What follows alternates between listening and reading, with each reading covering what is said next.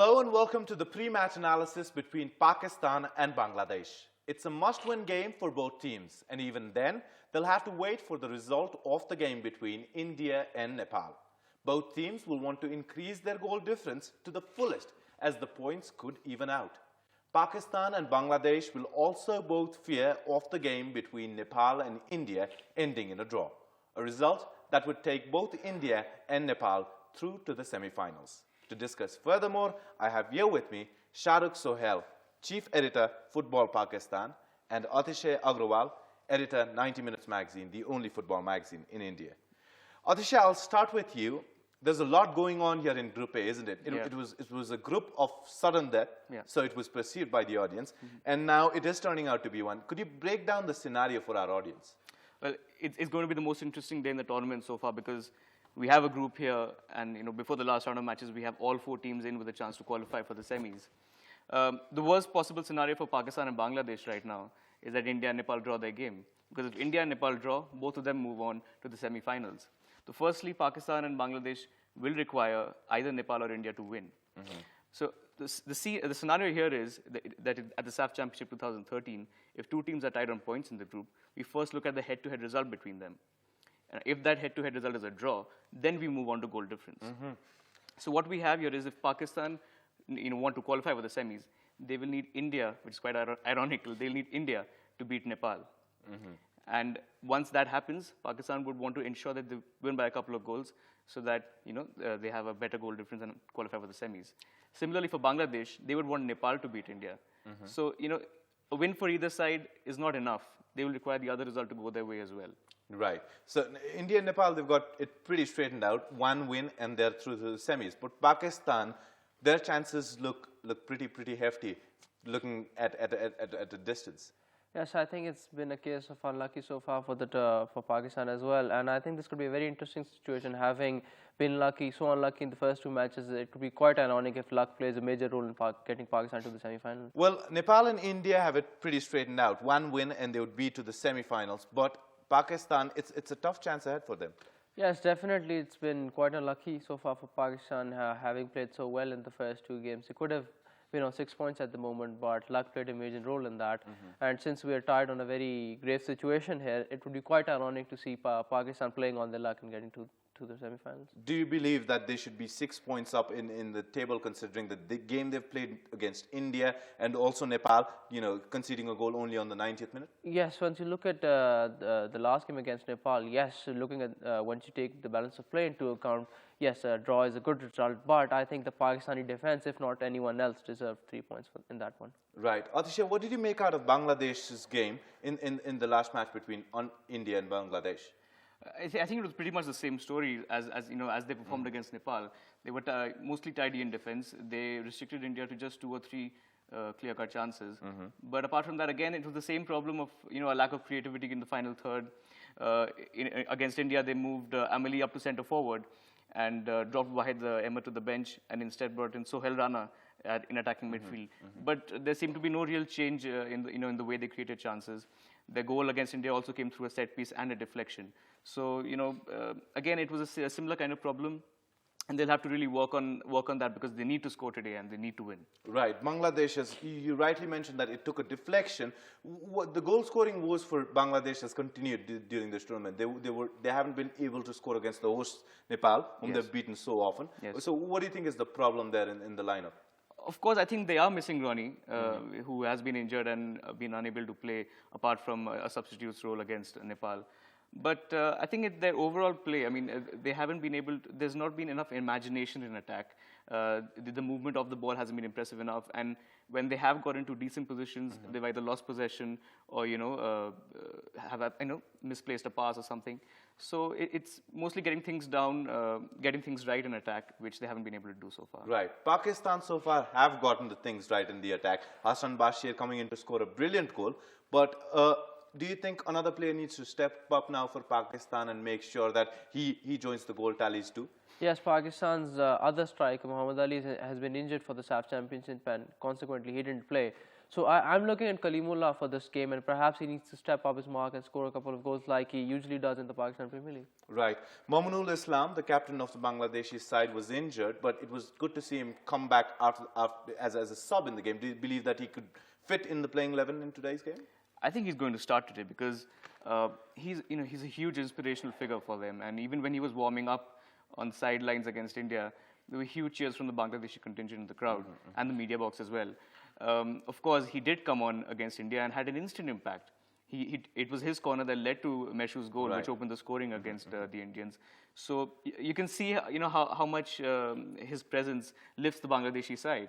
And I think this being a do-or-die game for them, I think he's going to start. So talking about the performances of the players from the Bangladeshi sides, the defenders were right on spot. They restricted India to, not equaling the scores till the 90th minute too. Yeah, I think both teams, India and Bangladesh, were well organized during the game. Both restricted the other side to very few chances, and it was only a deflection through which Bangladesh scored and a free kick in the dying minutes through which India scored. So both sets of defenders did really well, and apart from those two mistakes that the Bangladeshi defenders made against Nepal, they've been very sound in defense. Right. What was the hassle with the referee and the fourth official about? Because Coach de Cruyff also mentioned in the post-match conference that the referee was not playing in their favor.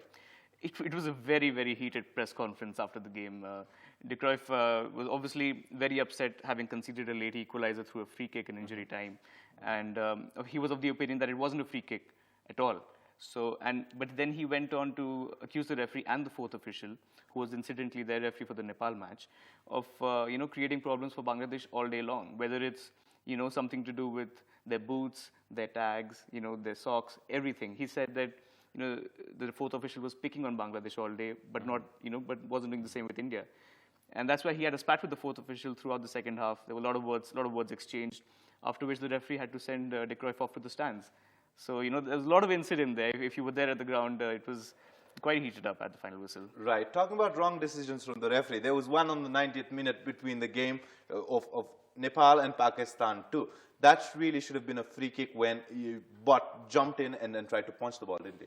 Yes, when Yusuf Butt came out, I expected that he asked his defenders to move aside and for him to claim the ball, which is why the Nepali attackers were able to get there in the first place. But having said that, yes, Yusuf was fouled, but I think Yusuf would have been much better off if he had come in stronger. Even if after that would he have gotten fouled, it would have definitely been given because it would be much more prominent at that point. Right. But Pakistan seemed pretty defensive after they scored that one goal. And Nepal were right on attack.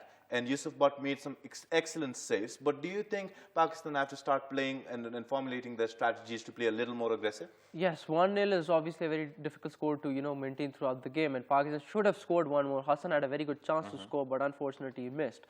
So yes, Pakistan should have scored and then perhaps dropped back, but as you look at it, Nepal had the support of the home crowd and were going out for an all attack. So if Pakistan had chosen to go forward at that point, they could have conceded more goals at the back.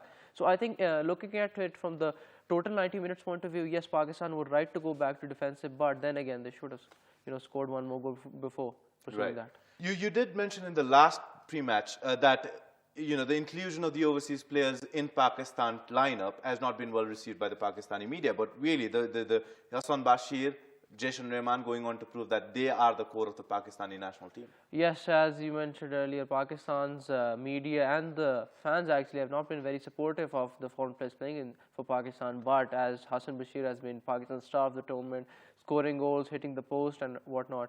Zash Rahman, as you mentioned, is Pakistan's best defender at the moment, and in the last game, I think he was magnificent. He just showed his Premier League class that time, and he only had to make one tackle. He was so good on the ball and keeping the other attackers at bay.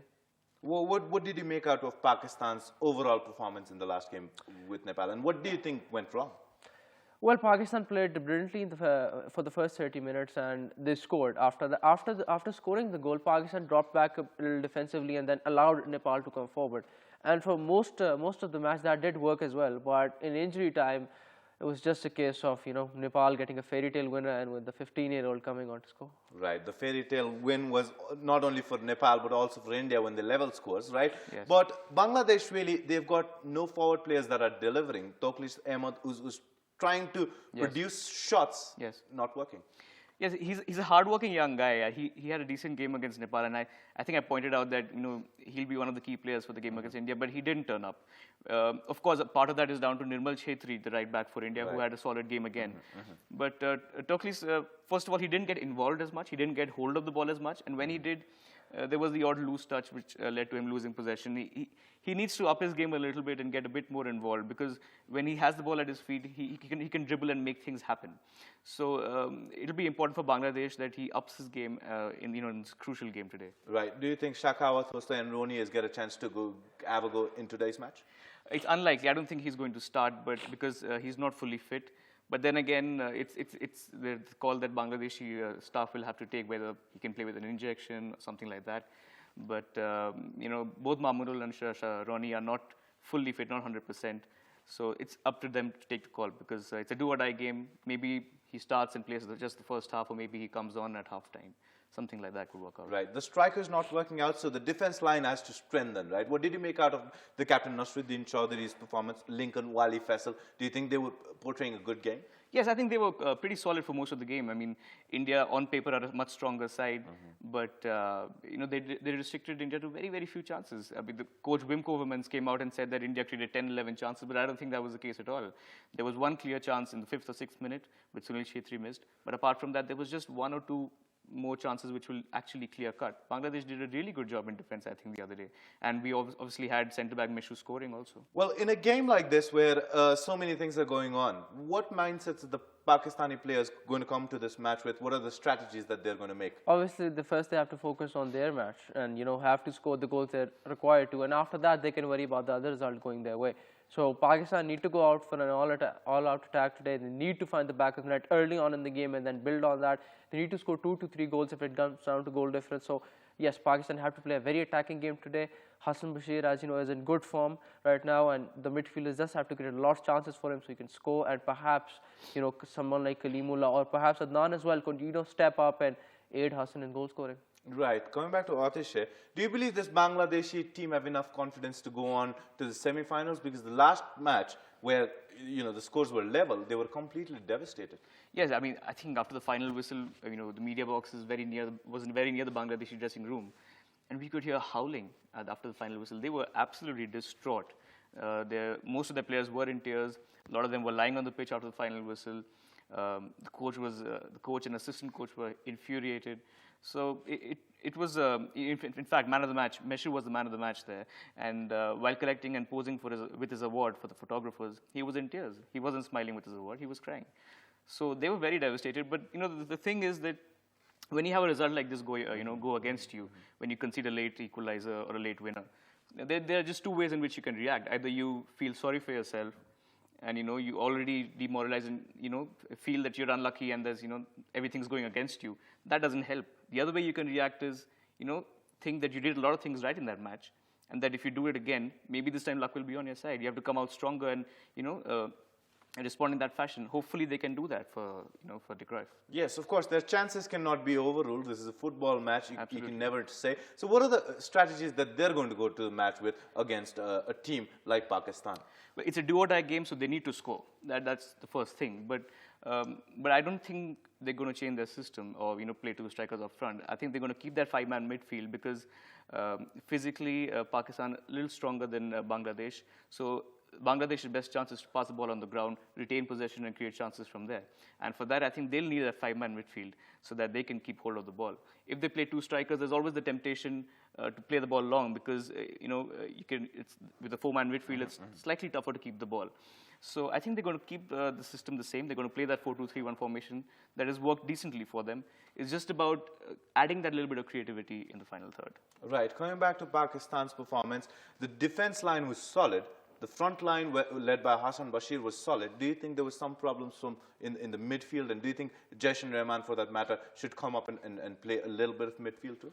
Well, Zesh started as defensive midfield in the first game, and that didn't work out well for Pakistan because when Zesh goes in front, the defensive line becomes weak, and that is a risk Pakistan just cannot take at this moment. So I think Adnan Ahmed and perhaps Saddam Hussein, who played in the last game, they need to step up their performances. And Adnan, who has the capability to score, he needs to create chances and score them as well. But there's an interesting scenario coming up as well. Yaqub Bart, who is incidentally Yusuf's brother and plays in Denmark as well, he's capable of playing as a defensive midfielder, but we don't know why he's not being started by the coach, and we've confirmed that there is no injury in place. So it's going to be pretty interesting to see whether Saddam starts or Yaqub starts, and although Adnan will start, he needs to help Hassan with scoring. Right. Talking about Jason Rahman, he is enjoying playing here, isn't he? I have a tweet from him. He says, 30,000 Nepal fans at the game today were amazing, contributing to one of the best atmospheres I've played in Asia. He added, good luck to Nepal in the next game. Amazing fans in Nepal who are so passionate. I'm a fan of Nepal now also. He doesn't want to go back home, does he? Definitely. I don't think he wants to go back home without the trophy either. So he's definitely going to be at his best again, and he's going to try to make sure that Pakistan don't concede any goals. Right. And I'm sure he wished Nepal good luck. I'm sure he's not wishing them good luck anymore because he needs India to win today. Right. That's the irony that we have for us to face. We talked about Yusuf Bhatt. We talked about Jason Rahman. Let's come up to the Bangladeshi lineup. Who do you think can really step up, create that one chance which Bangladesh can score off? I think they're going to look to the skipper once more. I mean, I think Mamunul has to start today. Even if he's 70 to 80% fit, he has to start because that would give them the best chance of getting that goal early. So I think they're going to look to him a lot. Amali, started up front in the last game against India, but he disappointed. He had the best chance of the game against India, for both sides. He had an absolute sitter, like just 5 yards from goal.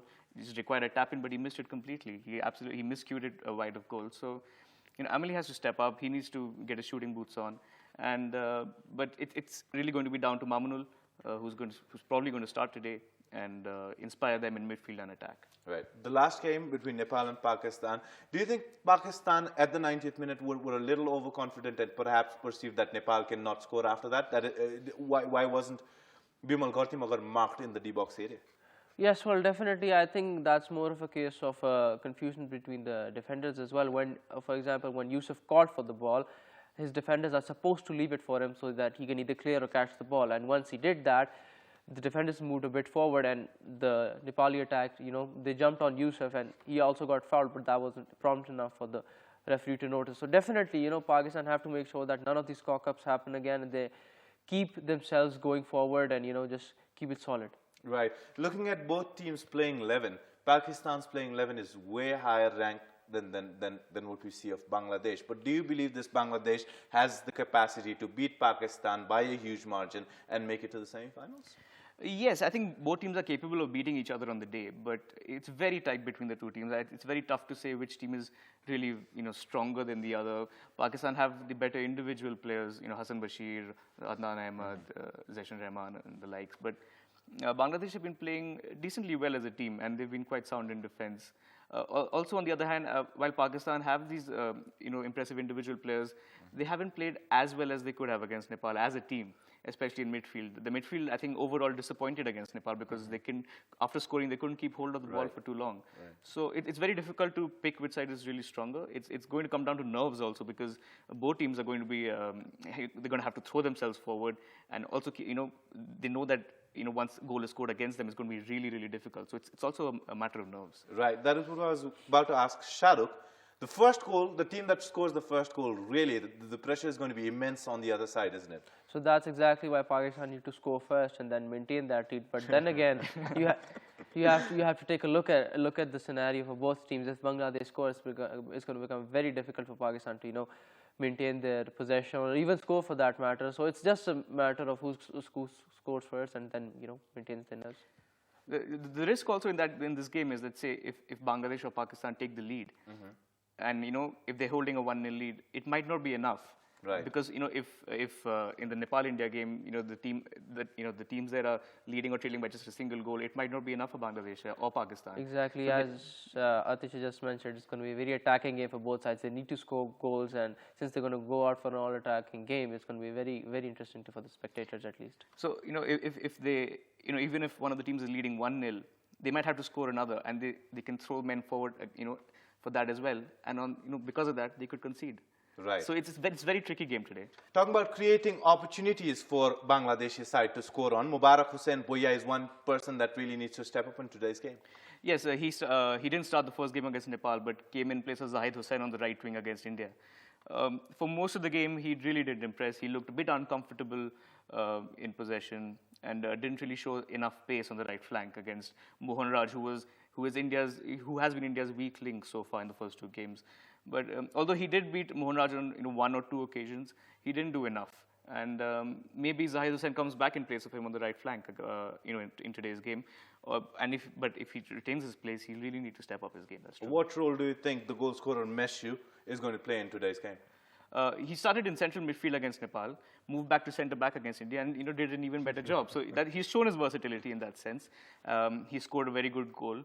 So I think he's going to start at centre back again today because he had a very fine game against India, and hopefully restrict Pakistan from scoring. Right, Shahrukh, I always enjoy asking these questions to you. Tell me one player who's going to step up and perform in today's game. I think since Pakistan. we're talking about scoring, I think it's going to be Hassan Bashir again. He's been on good form, and I back him to score today. But then again, I think if Hassan scores 1-2 goals, you need other Pakistani players to get on the score sheet as well. Right. What about you, Atishay? Who do you think is going to step up from Bangladeshi side in today's game? I'm fully expecting Mamunul Islam to start and captain the side today, and he is their talisman. He is their inspiration, and I think he's going to be the key man. And don't be surprised if he grabs an assist or a goal. Right.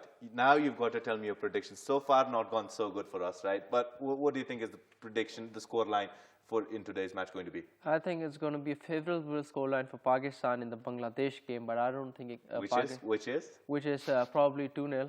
2-0. 2-0 with Hassan getting a goal at least, but I don't think Pakistan will qualify for the semi-finals because the other result won't go in their favour.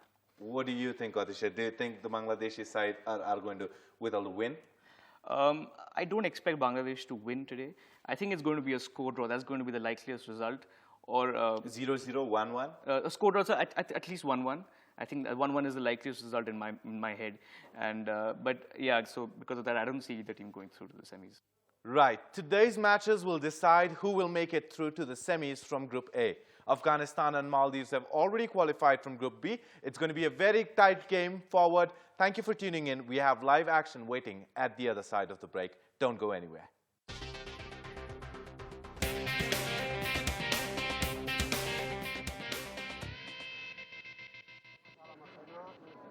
Nepal त्यही हो 11:30 बजे ticket सिद्धिसक्यो 11:30 बजे तपाईँ विश्वास गर्नुहुन्छ